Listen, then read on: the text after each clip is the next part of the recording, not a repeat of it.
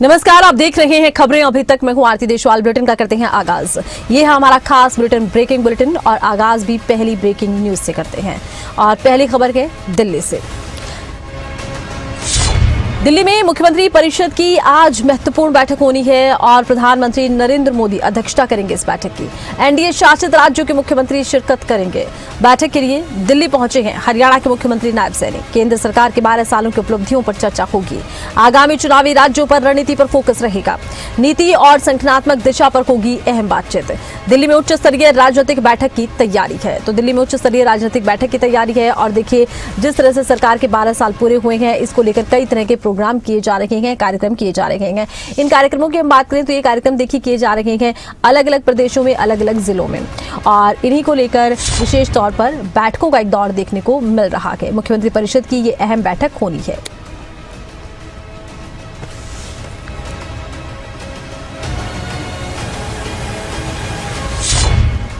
खबर दिल्ली से है। केंद्र सरकार के 12 साल पर कार्यक्रम। दिल्ली में जुटेंगे 35 दलों के 75 नेता। भारत मंडपम में एनडीए की होगी बड़ी बैठक। एनडीए के सभी प्रमुख सहयोगी दल शामिल होंगे। 22 एनडीए शासित राज्यों और केंद्र शासित प्रदेशों के मुख्यमंत्री शिरकत करेंगे। डिप्टी सीएम और वरिष्ठ नेता बैठक में हिस्सा लेंगे। केंद्रीय मंत्री और गठबंधन के प्रमुख नेता हिस्सा लेंगे। बैठक में पीएम मोदी को सम्मानित किया जाएगा। पीएम मोदी को सम्मानित करते हुए प्रस्ताव लाया जाएगा। सबसे लंबे समय तक पीएम बनने पर प्रस्ताव है। आंध्र प्रदेश के सीएम चंद्रबाबू नायडू रखेंगे प्रस्ताव और सुनेत्रा पवार समेत एनडीए नेता करेंगे प्रस्ताव का अनुमोदन। प्रस्ताव में 12 साल की उपलब्धियों का जिक्र होगा।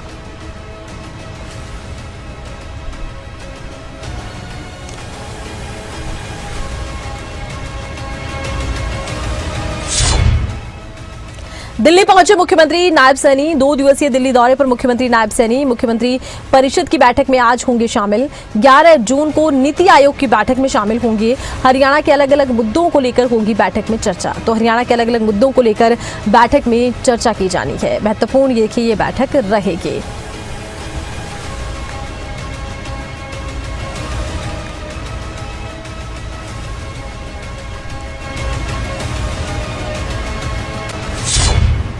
हरियाणा महिला आयोग के अध्यक्ष ने इस्तीफा दे दिया है। रेणु भाटिया ने अपने पद से इस्तीफा दे दिया है। सीएम नायब सैनी को भेजा है इस्तीफा। रेणु भाटिया के एक बयान से विवाद हुआ। बयान को लेकर नर्सिंग स्टाफ ने विरोध जताया और रेणु भाटिया ने अपने पद से इस्तीफा दे दिया। तो रेणु भाटिया ने अपने पद से इस्तीफा दे दिया। हालांकि देखिए उन्होंने अपने इस्तीफे में इस बात का कोई जिक्र नहीं किया है कि वो इस विवाद से परेशान है या कुछ। उन्होंने केवल अपना इस्तीफा दे दिया है। इसमें किसी विवाद का उन्होंने जिक्र नहीं किया।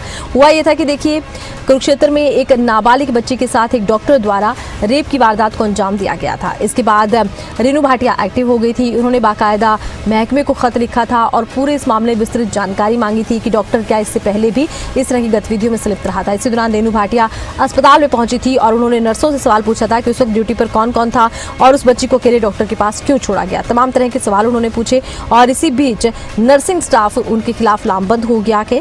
और अब विवाद में नया मोड़ तब आया जब रेणु भाटिया ने अपना इस्तीफा दे दिया। हालांकि उन्होंने इस विवाद का अपने इस्तीफे में कोई जिक्र नहीं किया।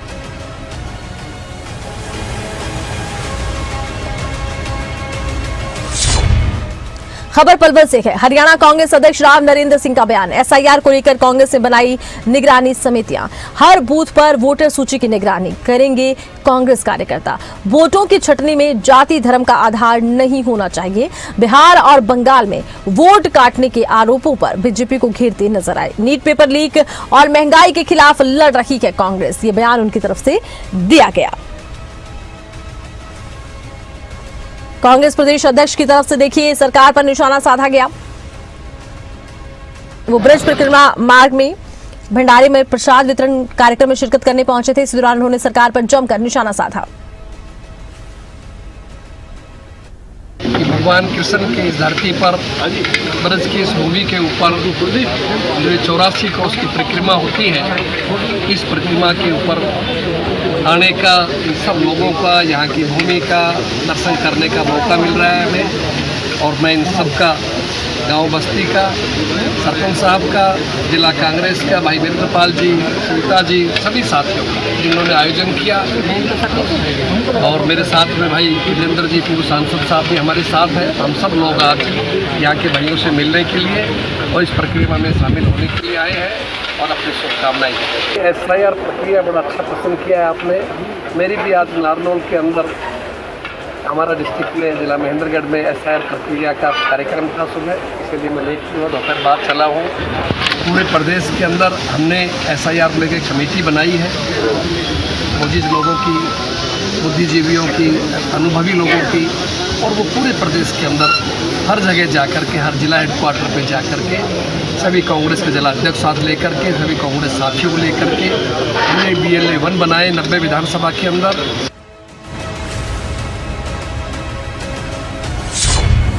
ब्रेकिंग बुलेटिन की छठी बड़ी खबर पलवल से है। खेल राज्य मंत्री गौरव गौतम ने दी बड़ी सौगात। श्री कृष्ण अर्जुन रथ और शंख प्रतिमा का लोकार्पण किया गया। खेल राज्य मंत्री ने महर्षि दयानंद चौक का उद्घाटन किया गया और लागत रखी के 1,33,00,000 रुपए की। और ये विकास कार्य सौंदर्यीकरण से महर्षि दयानंद चौक को मिली है नई पहचान। खेल राज्य मंत्री गौरव गौतम का बयान है, सीएम नायब सैनी के नेतृत्व में शहरी विकास को बढ़ावा मिला के चौक पर आधुनिक लाइटिंग और हरित विकास कार्य पूरे हुए हैं।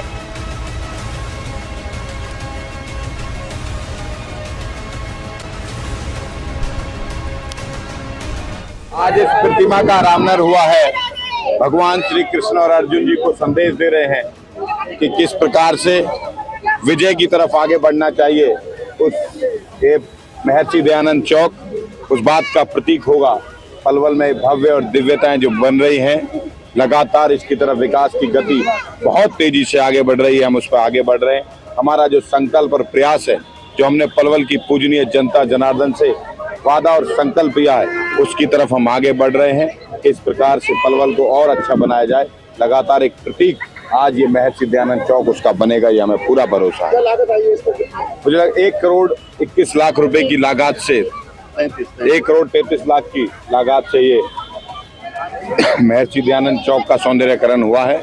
आने वाले समय पर आपको और सुंदरता, सड़कें लगातार बनती हुई दिखाई देंगी, चाहे मॉडल रोड्स हों, चाहे वो CCTV हो, लगातार होते हुए दिखाई देंगे। मंत्री जी, विकास कार्य को लेकर क्या कहेंगे? बहुत अच्छे काम चल रहे हैं, चाहे वो नगर परिषद के क्षेत्र में 150-200 करोड़ रुपए की लागत से बन रहे हो रोड्स हो, या फिर नगर पर पलवल में 800 करोड़ रुपए की लागत से बन रही हुई लोगों को स्वच्छ जल देने की परियोजना हो, चाहे वो हॉस्पिटल्स हो, चाहे बिजली का हो, चाहे PWD विभाग का हो। हर तरफ हमने तय किया है कि पलवल के अंदर 5 साल के अंदर कंस्ट्रक्शन रुकेगी नहीं, ये भरोसा आपको है।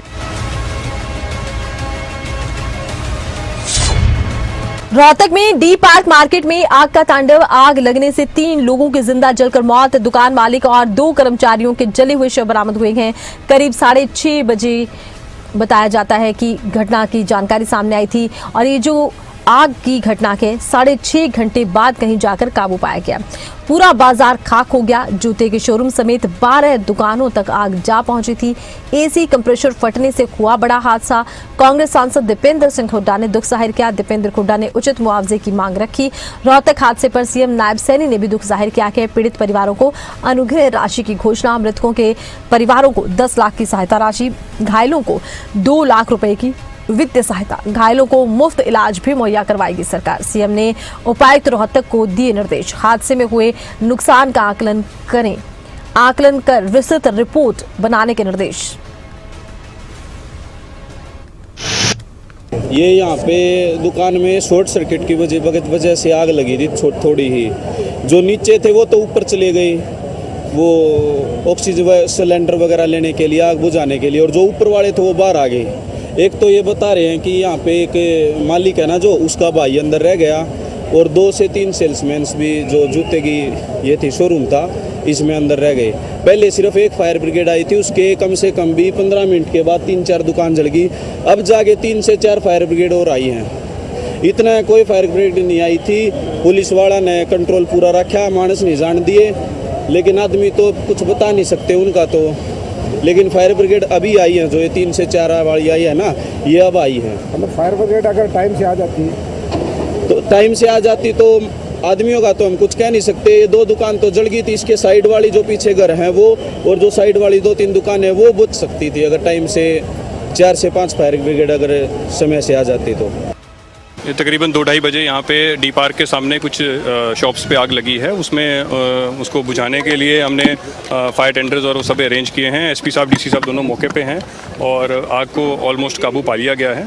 तो और अभी कैजुअलिटी हुई है अभी फिलहाल? अभी कैजुअलिटी का हम लोग पता कर रहे हैं, इन्फॉर्मेशन गैदर कर रहे हैं कि कोई अगर व्यक्ति अंदर था कि नहीं था, उसके बारे में पता किया जा रहा है। कारण क्या बताया गया? अभी कारण तब पता लगेगा जब अंदर जाके हम पता लगा पाएंगे। बाकी जो पता लग रहा है वो सब कोई शॉर्ट सर्किट बता रहा है, कोई कुछ बता रहा है, वो सब अभी तक कंफर्म नहीं कर सकते। कितनी दुकानें हैं और कितने का नुकसान बता रहे हैं? 6-7 दुकानें हैं जो लाइन में लगी हुई हैं, उसमें हमें काफ़ी आग लगी है। बाकी 2-3 और दुकानें भी हैं, टोटल 8-10 दुकानें हैं जिसमें ये जो इफेक्ट हुई हैं। लगभग 2:30 बजे के आसपास ये सूचना मिली कि एक दुकान में, रोहतक शू वाली दुकान में आग लगी।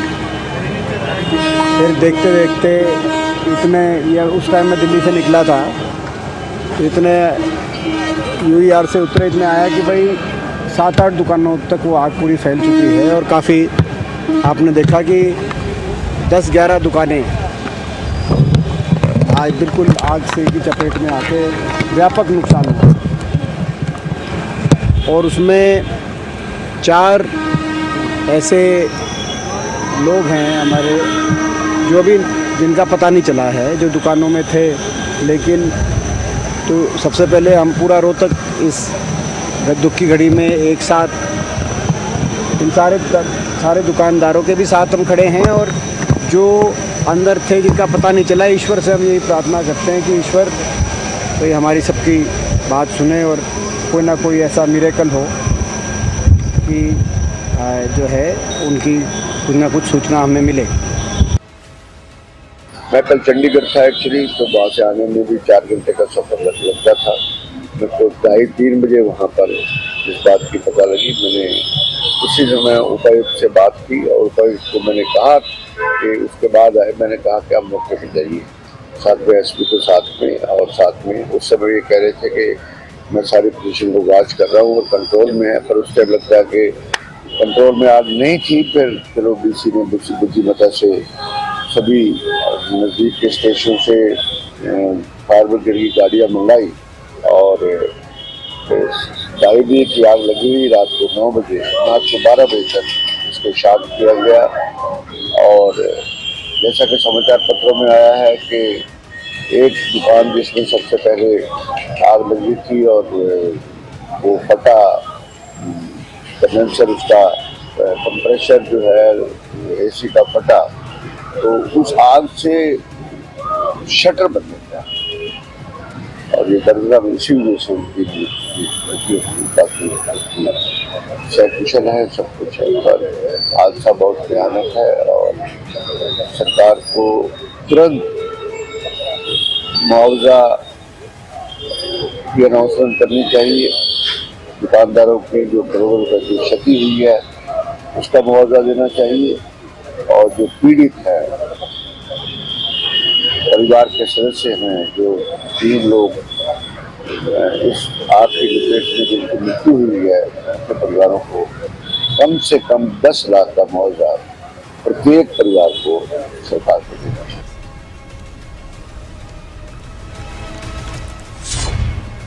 फरीदाबाद सीवरेज टैंक हादसे में 2 युवकों की मौत पर बड़ा एक्शन। हरियाणा सफाई कर्मचारी आयोग ने दोषियों पर सख्त कार्रवाई के निर्देश दिए। आयोग चेयरमैन ईश्वर सिंह पलाका ने घटना पर दुख जताया है। सुरक्षा उपकरणों के बिना कर्मचारियों को टैंक में उतारना गैरकानूनी बताया और दोषी ठेकेदारों को ब्लैकलिस्ट करने की प्रक्रिया होगी शुरू। नगर निगमों और पालिकाओं को जारी किया जाएगा विशेष पत्र। सुप्रीम कोर्ट के निर्देशों के उल्लंघन पर होगी कार्रवाई। है वो दुखद है हमारे लिए, पर जिस भी ठेकेदार ने लापरवाही किया और उन लोगों को बिना सुरक्षा उपकरण के नीचे टैंक में भेजा और जिसकी भी लापरवाही, उनके खिलाफ आयोग की तरफ से कड़ी कार्रवाई की जाएगी। जबकि हमारे माननीय सुप्रीम कोर्ट की भी डायरेक्शन है कि बिना सुरक्षा उपकरणों के कोई भी सफाई कर्मचारी नीचे सीवरेज टैंक में नहीं जाएगा। और जिन लोगों की भी इसमें लापरवाही है, कमीशन उनके खिलाफ कड़ा संज्ञान लेगा ताकि सफाई कर्मचारियों के हित सुरक्षित रखे। दायित्वी कमीशन की तरफ से सभी ठेकेदारों को सभी नगर निगम में और सभी नगर पालिका में हम कमीशन की तरफ से लेटर जारी करेंगे ताकि ऐसे कभी भी घटना ना घटे। जो सरकार के नियम अनुसार उन परिवारों की हर संभव हम मदद करेंगे और जो भी होगा उन परिवारों के लिए आर्थिक सहायता सरकार की तरफ से जरूर देने का काम करेंगे। खबर फरीदाबाद से है। सुभाष कॉलोनी के हरि विहार में दर्दनाक हादसा। घर का छज्जा गिरने से महिला की मौत। अचानक भरभरा कर नीचे गिरा घर का छज्जा। मलबे में दबने से 50 वर्षीय महिला की मौत। घर पुराना था, छज्जा भी जर्जर हो चुका था। पुलिस की तरफ से जानकारी दी गई कि घर पुराना था, छज्जा जर्जर हो चुका था, इस वजह से हादसा हुआ है।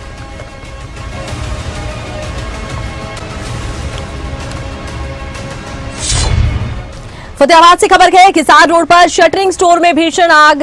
लाखों रुपए की लकड़ी, बांस और पिल्लर जलकर राख हो गया।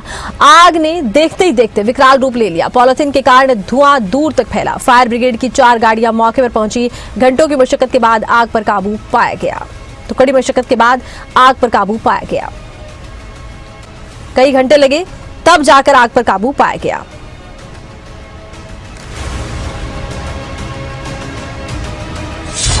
कुरुक्षेत्र के सारेश्वर महादेव मंदिर में बीजेपी कार्यकर्ताओं ने किया हवन यज्ञ। पीएम नरेंद्र मोदी के प्रधानमंत्री पद के 12 साल पूरा होने पर की पूजा अर्चना। पूर्व मंत्री सुभाष सुधा ने पीएम मोदी की दीर्घायु की कामना की है। पूर्व मंत्री सुभाष सुधा का बयान, मोदी के नेतृत्व में देश विकसित भारत की ओर बढ़ रहा है।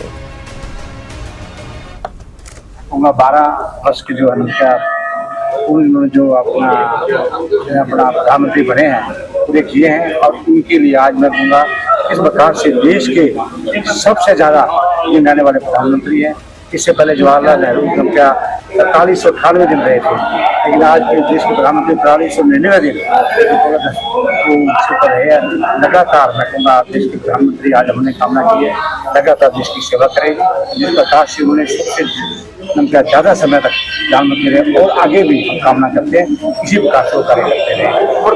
प्रधानमंत्री नरेंद्र मोदी का रिपोर्ट हो रहा है, पंडित जवाहरलाल नेहरू का रिपोर्ट हो रहा है हमारा। हाँ, प्रधानमंत्री नरेंद्र मोदी जी ने इस प्रकार से मैं कहूँगा जनता के दिलों को जीता है और एक बहुत बड़ा रिकॉर्ड तोड़ा है। इस प्रकार से प्रधानमंत्री नरेंद्र मोदी का बहुत बड़ा समय रहा। मैं बता रहा हूँ कि 4398 दिन जवाहरलाल नेहरू थे और देश के प्रधानमंत्री नरेंद्र मोदी आज 4399 दिन रहे हैं और लगातार आगे भी इसी प्रकार से सेवा करते हैं। लोगों के दिलों पर राज कर रहे हैं, लोगों के दिलों में राज कर रहे हैं। इस प्रकार से संतों का उनका आशीर्वाद है। आज देखिए किस प्रकार से अयोध्या को उन्होंने किस प्रकार से राम मंदिर लगा बनाया, इस प्रकार से सोमनाथ का देखिए किस प्रकार से नवीकरण किया। हर मंदिर किसी भी मंदिर में जाकर देखिए इस प्रकार से। अब गीता जयंती का अवसर क्षेत्र में मनाया जाता था। प्रधानमंत्री मोदी के आदरणीय प्रदेश के मुख्यमंत्री सैनिक के मार्गदर्शन में 5000 लोग मिलते थे। आज 40 लाख लोग गीता जयंती के अवसर पर आते हैं। ये अगर देन है तो प्रधानमंत्री नरेंद्र मोदी जी, प्रदेश के मुख्यमंत्री ने आज हम सब प्रदेश के प्रधानमंत्री की मैं कहूँगा शुभकामनाएं भी करते हैं और इसी तरह देश की सेवा करते रहना। बुलंदशहर के भगवानपुर गंगा घाट पर बड़ा हादसा। सोशल मीडिया रील बनाते समय 2 युवक गंगा में डूबे। डूबने वाले युवकों की पहचान यशपाल सिंह और मनोज के तौर पर हुई है। मिल्क गांव के रहने वाले बताए जा रहे हैं। दोनों युवक रील शूटिंग के दौरान गंगा की तेज धारा में बहने की आशंका। सूचना मिलते ही प्रशासनिक अमला मौके पर पहुंचा। एनडीआरएफ की टीम सर्च ऑपरेशन में जुटी। पीएसी और स्थानीय गोताखोर भी तलाश में जुटे, अभियान में शामिल हुए। गंगा में दोनों युवकों की तलाश फिलहाल जारी है। देखना होगा कब तक तलाश पूरी होती है।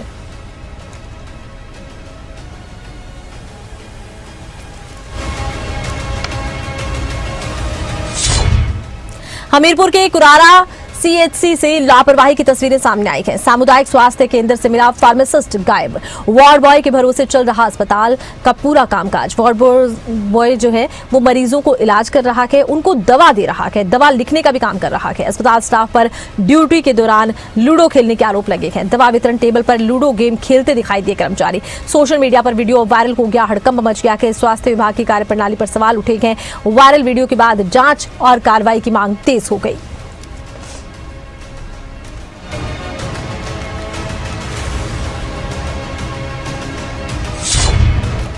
चंदौली से खबर, प्राथमिक स्वास्थ्य केंद्र से चौंकाने वाली तस्वीर सामने आई। बच्चों के लिए आई सरकारी दवाएं कूड़े के ढेर में मिली। वीडियो वायरल होने के बाद स्वास्थ्य विभाग पर उठे सवाल। कई दवाओं की एक्सपायरी डेट अभी बाकी है और ये भी बात सामने आई है।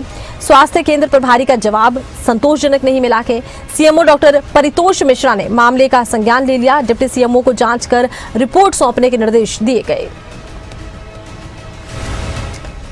ये मामला हमारे संज्ञान में भी कल ही आया है और इसके लिए हमने जो हमारे संबंधित उसके डिप्टी सीएमओ साहब हैं उनको हमने निर्देश कर दिया है कि उसकी जांच करके और अविलंब उनको आकर प्रस्तुत करें कि किस अवस्था में वहाँ पर दवाई का रखरखाव ठीक नहीं हो पा रहा है और इसके लिए जो भी जिम्मेदार है जांच कर उसके ऊपर जो भी कार्रवाई होगी उसमें की जाएगी। वो हम जांच करवा के उसको दिखवा लेते हैं और जो भी उसमें होगा उसके खिलाफ सख्त कार्रवाई की जाएगी। कब तक सर जांच हो पाएगी? हमने डॉक्टर साहब को कल ही कह दिया है और जल्दी जांच भेज के उसके लिए प्रस्तुत करेंगे।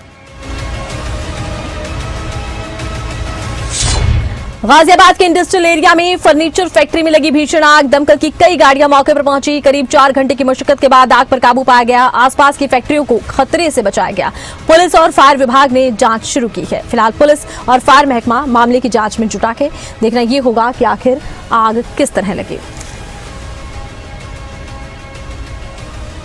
आज दिनांक 10 जून 2026 को सुबह समय लगभग 4:55 पर फायर स्टेशन साहिबाबाद की सूचना प्राप्त हुई थी। साइट 4 स्थित एसएस होम एंड फर्नीचर जिसमें आग लगी हुई है। तत्काल हमारी 2 फायर टेंडर साहिबाबाद से और 2 वाटर बॉयलर्स वैशाली से घटनास्थल पर भेजे गए। वहाँ जाके देखा तो अस्थायी टीन शेड से निर्मित जो फैक्ट्री थी उसमें सोफा बनाने का कार्य होता था। उसमें पूरी तरह से आग फैली हुई थी और आसपास रिहायशी क्षेत्र था, जिसको देखते हुए तत्काल चारों साइड से होज लाइट फैलाते हुए आग बुझाना शुरू किया और लगभग 2 घंटे में आग को पूर्ण रूप से बुझा दिया। चूंकि टीन शेड से बना हुआ था, अस्थायी स्ट्रक्चर गिर गया था जिसके कारण आग नीचे दबी हुई थी। उसको बुझाने में कठिनाई उत्पन्न हो रही थी। तत्काल जेसीबी बुलाते हुए टीन शेड हटाते हुए आग बुझाने का कार्य किया गया और इसमें आग को पूरी तरह से बुझा दिया गया। कूलिंग डाउन प्रक्रिया लगभग 1 घंटे और चली, जो कि घटना में किसी प्रकार की कोई जनहानि नहीं है, कोई इंजरी नहीं है। अलीगढ़ से खबर है, युवती को बरगलाकर ले जाने का मामला। युवक पर नाम बदलकर संपर्क करने का आरोप। परिजनों ने युवक पर बहला फुसलाने का आरोप लगाया है। सूचना पर परिजन और स्थानीय लोग मौके पर पहुंचे। युवक की पहचान मुविन के तौर पर बताई गई है। मोनू बताकर ये आरोपी इस लड़की से बातचीत करता था। मामले की अब आगामी जांच जारी है। देखना होगा जांच में क्या निकल कर आता है। बेटी को ऐसे ले जा रहा था और फोन कर रहा था, धोखे से ले जा रहा था। और वो कौन ले जा रहा था?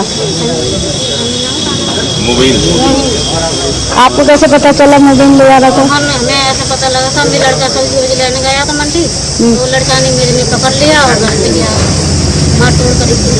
तो आपको पहले से भी पता था कि वो मुसलमान है? नहीं, पता ही नहीं लगा, आज पता लगा। अब किस तरीके की मांग कर रही है? आपकी बेटी को नहीं पता थी? मतलब मुस्लिम नहीं पता थी, तो आप किस तरीके की मांग कर रही है? आप पुलिस से क्या चाहती हैं? जेल भेजना उसको, लड़के को। कहाँ से आई आप?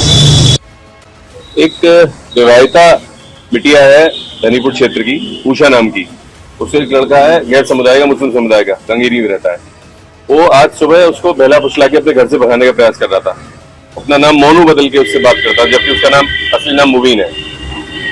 टाइम हो गया इनको बातचीत? कुछ नहीं, 2-3 दिन से कहीं से नंबर मिल गया होगा उसका, फेसबुक का, सोशल नेटवर्किंग साइट से, इस लड़की का, बच्ची का, तब से उसको परेशान कर रहा है। आज तो बहला फुसला के उसको घर से भगाने के फिराक में था। तो आपने किस तरीके की यहाँ कार्रवाई की? सुसंगत धाराओं में पंजीकृत हो, उसके खिलाफ मुकदमा और जेल भेजा जाए। हरियाणा में 13 जिलों में हीट वेव का अलर्ट है। महेंद्रगढ़, रेवाड़ी, झज्जर और गुरुग्राम में अलर्ट है। नूंह, पलवल, फरीदाबाद और रोहतक में भी अलर्ट है। आपको बता दें कि सिरसा, फतेहाबाद और हिसार में भी अलर्ट जारी कर दिया गया। इधर भिवानी और चरखी दादरी में अलर्ट जारी कर दिया गया।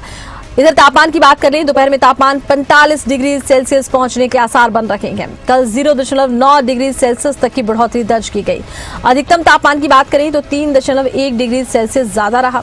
रोहतक में 45.9 डिग्री सेल्सियस तापमान, हिसार सिरसा में 44.8 डिग्री सेल्सियस, अंबाला में 43.6 डिग्री, करनाल में 43.4 डिग्री, नूंह में 43.2 डिग्री सेल्सियस तापमान रिकॉर्ड। गुरुग्राम और रोहतक में 43.1 डिग्री सेल्सियस तापमान रहा है।